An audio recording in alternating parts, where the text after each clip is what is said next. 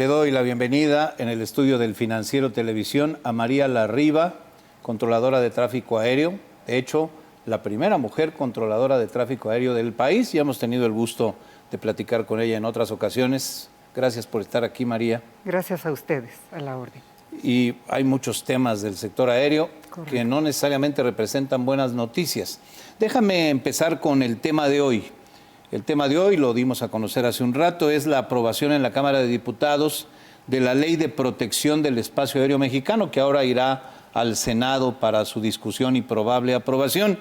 Y la primera pregunta que me hago, después de años sin que existiera una ley de protección del espacio aéreo mexicano, que además se comisiona al Ejército en otra tarea más al Ejército mexicano de velar por la protección del espacio aéreo mexicano, ¿es algo necesario? Claro que no. La Constitución tiene claramente indicada la manera como las Fuerzas Armadas pueden intervenir en el espacio aéreo. De hecho, tenemos como 25 años que la Fuerza Aérea tiene 4 instalaciones de radar a lo largo de la República Mexicana, de tal manera que ellos monitorean todo el espacio aéreo y aparte, los sistemas del control de tráfico aéreo civil envían toda la información de todo el tráfico conocido a los sistemas militares, de tal manera que los militares tienen conocimiento de todos y cada una de las aeronaves que se mueven en el espacio aéreo. Adicional a esto, tienen aeronaves radar. Lo que está ocurriendo es que no hay la intención política de perseguir a esos aviones desconocidos y la infraestructura económica que requiere la Fuerza Aérea. Necesitan aviones más rápidos para poder interceptar a esos aviones que normalmente son aviones rápidos, son jets pequeños que llevan la droga, que vuelan muy bajo, pero nuestra Armada y nuestro Ejército tienen los sistemas para monitorear lo que ellos quieran. La única cosa es la determinación de hacerlo. Vean los países en guerra. El espacio aéreo se vacía prácticamente. ¿Por qué? Porque el Ejército y la Fuerza Aérea toman control de esos espacios. En México es exactamente igual y la Constitución contempla esta situación. Ya existe. Ya existe. No totalmente. era necesario hacer una ley. No, no era necesario. Pues ya está en la Constitución. Así es. Y ya es una atribución de las Fuerzas Armadas. Así es. Sobra la discusión del tema, ¿no? Sobra la discusión. Así y es agregar un factor más a las múltiples discusiones que hay en el sector aéreo. Déjame pasar a un tema crucial, que es el tema del cabotaje. Okay. El cabotaje aéreo, voy a tratar de explicarlo. Cabotaje es cuando una aerolínea extranjera puede operar rutas entre 2 destinos en territorio nacional. Eso no se permite ahora. Aerolíneas extranjeras pueden venir desde ciudades en el exterior y llegar a un destino en México. Y en ese destino en México, los pasajeros abordan una aerolínea mexicana, un avión de una aerolínea mexicana, para viajar a las rutas entre 2 destinos dentro del territorio nacional. Eso les da una ventaja a las aerolíneas mexicanas, por cierto, afectadas por tantas cosas, entre ellas la pandemia. Y el gobierno pretende autorizar el cabotaje aéreo para aerolíneas extranjeras, María. He leído que están en contra las cámaras empresariales, las aerolíneas, los grupos aeroportuarios, las asociaciones de pilotos. Es decir, logró unificar este tema a todos en contra. Por supuesto. ¿Por qué? Bueno, en primer lugar, vamos a la parte legal. La Organización Internacional de Aviación Civil en sus reglas no recomienda el cabotaje. Lo que recomienda es una cosa que se llama bilateralidad, que es que lo que yo doy lo recibo a cambio. México no está en condición de hacer una bilateralidad para todo el espacio aéreo. ¿Qué significa? Que bueno, si ellos abren el espacio aéreo, pues va a venir American Airlines con 1,500 aviones y van a sacar a las aerolíneas mexicanas de Guadalajara, Monterrey, Cancún y la Ciudad de México, primero con tarifas gancho, que es cobrar menos del costo. Y una vez que ellos han depredado el mercado y se quedan con él, entonces ya suben las tarifas a lo que les dé la gana, 3, 4 veces lo que debería de costar. Eso es el resultado del cabotaje. Por eso nadie lo permite. Hay 2 experiencias pésimas, una es Chile y otra es Perú, que abrieron su espacio aéreo al cabotaje y se quedaron sin aviación. En México hay pequeños ejemplos. Por ejemplo, una aerolínea árabe tuvo una autorización para volar en competencia con Aeroméxico y en cuanto vino la pandemia, suspendieron las operaciones y dejaron el mercado sin cubrir. Entonces, es obligación del gobierno mexicano el mantener la conectividad del espacio aéreo nacional y la única manera de hacerlo es teniendo aerolíneas nacionales. Y tenemos tres que cubren perfectamente nuestro mercado nacional. No es necesario traer a nadie para cubrir nuevos mercados. Si esos mercados aparecieran, nuestras mismas aerolíneas lo van a cubrir. No es necesario. He leído que atenta contra las empresas aéreas mexicanas. Por supuesto. Que atenta contra empleos directos e indirectos de mexicanos involucrados en la industria aérea nacional, que afecta gravemente, leí por ahí, la cadena de la industria de la aviación. Es decir, afecta todo. Por supuesto, destruye todo lo que tenemos y que funcione eficientemente. Ayer en las presentaciones que hicieron en la Cámara de Diputados, las aerolíneas demostraron que tienen cubierto el 98% del mercado nacional de manera eficiente. Ahora, hablan mucho de tarifas. A ver, el 40% del boleto de avión son impuestos. Entonces, las tarifas tienen muy poco margen para moverse, ¿sí? La única, digamos, regla para mover tarifas es la temporalidad. Obviamente, en una temporada alta, mayor demanda, sí suben los precios, pero si la gente compra sus boletos con oportunidad, puede encontrarlos en la misma tarifa que en otras partes del año, ¿no? Sí. Entonces, estamos cubiertos. Ahora, otro problema es que si nuestra autoridad aeronáutica está degradada y no puede supervisar su propio mercado, no podrían supervisar aerolíneas extranjeras. Y esos son riesgos para la seguridad nacional.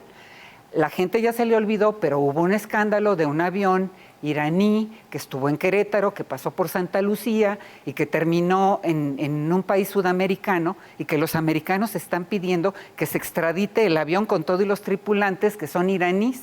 Entonces, sí. ¿Cómo se les fue eso? Fue un escándalo internacional. Fue un escándalo. Eso pasaría cada vez más seguido porque no podemos controlar una aviación mayor a la que nosotros tenemos. ¿Por qué impulsar esto? ¿Es ignorancia? ¿Es qué? ¿Es desconocimiento? ¿Es necedad? Lo que ocurre es que un funcionario de una aerolínea nacional, por desgracia, fue con el director de la IFA y le propuso que abriera Santa Lucía el cabotaje y que ellos podían traer de Sudamérica sus aviones y ponerlos ahí en Santa Lucía. Eso es una mentira, nada más lejos de la realidad. Si usted le da ese espacio a esas aerolíneas, ellos no van a venirse a meter a Santa Lucía, porque ahí no hay el mercado que ellos quieren. Ellos se meterían a competir en las rutas exitosas. Entonces ya sé que esa es desesperación. Es desesperación. Por hacer que funcione Santa Lucía, que es un aeropuerto en desgracia, desafortunadamente. Ahora, puede funcionar, pero hay que seguir las reglas, pero sobre todo hay que tener paciencia. Hicieron primero el aeropuerto y no la conectividad. Entonces, hace falta la si no podemos llegar y salir, no va a haber mercado. Hay que resolver las cosas por partes. Así es. Déjame preguntarte sobre el tema de la carga aérea.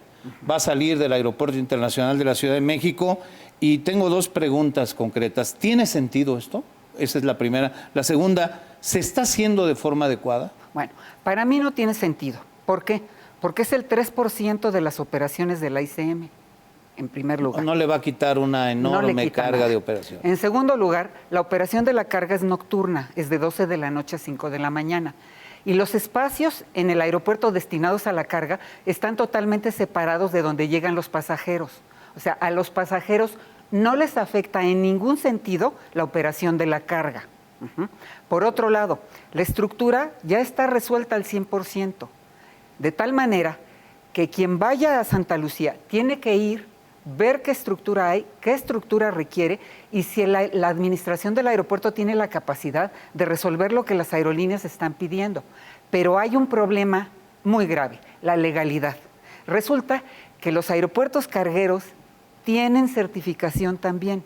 Necesitamos que nos certifique el gobierno de los Estados Unidos, la Comunidad Europea y la TCA, que es el organismo de los Estados Unidos que vigila la seguridad de las mercancías y las personas.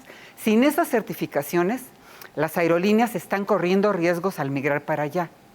Es decir, que por más que se intente hacer por decreto en México, otra vez por desesperación para darle oxígeno artificialmente al AIFA, nos podemos meter en problemas internacionales. Así es. Lo recomendable en este momento es que cada aerolínea carguera haga su negociación con la administración del aeropuerto Felipe Ángeles y si es posible migren y si no que les den tiempo.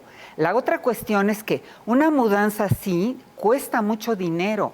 O sea, no sé de dónde sacan que es muy fácil. Y no se hace de la noche a la mañana. No, claro, hay que despedir empleados y contratar otros. Hay que ver cómo está la infraestructura. Hay que hacer cadenas de suministro particulares para las mercancías que se mueven.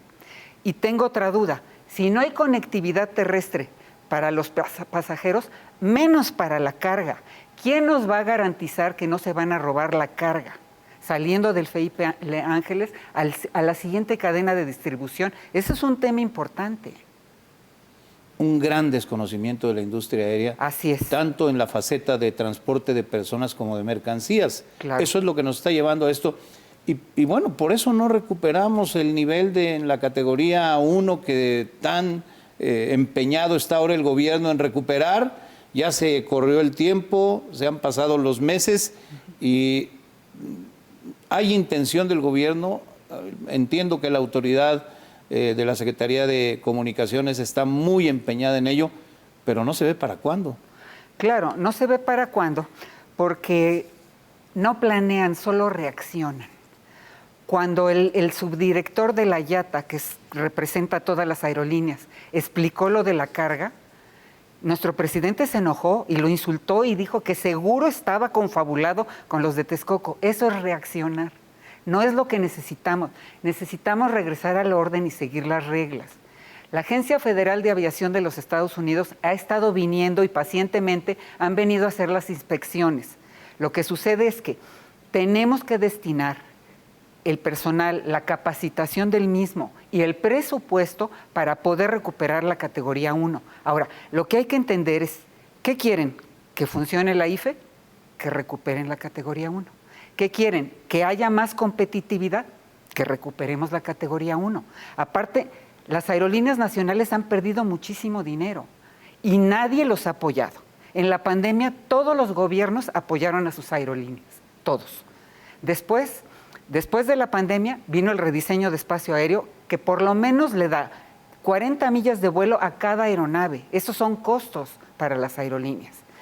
Y después viene lo de la degradación. Todo lo que ha incrementado el mercado hacia los Estados Unidos, que es nuestro mercado más importante, lo están cubriendo las aerolíneas americanas. Ellos son los que están ganando dinero. Son los ganones. Sí, tenemos muchos aviones parados, porque claro, las aerolíneas no planean de un momento a otro, sino que con un año, año y medio, piden nuevos aviones. Llegaron los aviones y ya estábamos degradados y no los podemos usar. No se ve para cuándo recuperemos la categoría 1, ¿verdad? Bueno, el gobierno ha declarado que en breve la vamos a tener. Que es inminente. Pero hay una cosa que a mí me indica que no va a ser así. Fueron a decirle a la Cámara que con la nueva ley de aviación y la ley de aeropuertos, automáticamente vamos a tener la categoría 1, y eso es una mentira. Nada más alejado de la realidad. Esa ley de aeropuertos y esa nueva ley de aviación tiene errores graves, tiene algunos aciertos, pocos, pero no tiene nada que ver con la recuperación de la categoría 1. Por todo lo que hemos estado platicando, veo una conducción errática de la forma en que tendría que manejarse la industria aérea nacional. Sí, con toda la experiencia que tienes tú, con todos los años que llevas involucrada en el sector, ¿cómo definirías el momento en que se encuentra la aviación mexicana? Pues se encuentra en un momento muy difícil, porque cuando pensamos que ya no van a tomar determinaciones que la afectan, le dan otro golpe a la aviación nacional y no podemos seguir así. Tenemos que entrar al orden, tenemos que regresar a las reglas que existen. Además, no podemos estar fuera del contexto que maneja todos los países y todo el mundo. Todo mundo se va a las reglas de la Organización Internacional de Aviación Civil. Entonces, urgente, recuperar la categoría 1. Y después de eso, ver con mesura los problemas y ver cómo los resolvemos. Hay que hacer un nuevo rediseño, incluyendo a Santa Lucía. Hay que seguir creciendo Santa Lucía. Tienen que tener presupuesto, pero, muy importante, necesitan la conectividad terrestre y la seguridad en los traslados, porque acaba de suceder que bajaron a los pasajeros de un camión y le prendieron fuego ahí afuera del aeropuerto de Santa Lucía. Entonces, esos pasajeros no van a volver a ese aeropuerto con ese tipo de experiencias. Entonces, tenemos que ir por pasos. Pues tenemos por lo pronto que evitar caprichos, ocurrencias, necedades Así es. y actuar con apego a lo que se tiene que hacer. Hay que volver a lo básico, como estás diciendo. Exactamente. Tan fácil como seguir las reglas y abandonar las ocurrencias. Correcto. María Larriva, controladora aérea experta en temas de aviación, muchas gracias por estar aquí y por ayudarnos a entender mejor lo que está pasando con la industria aérea nacional. Muchas gracias.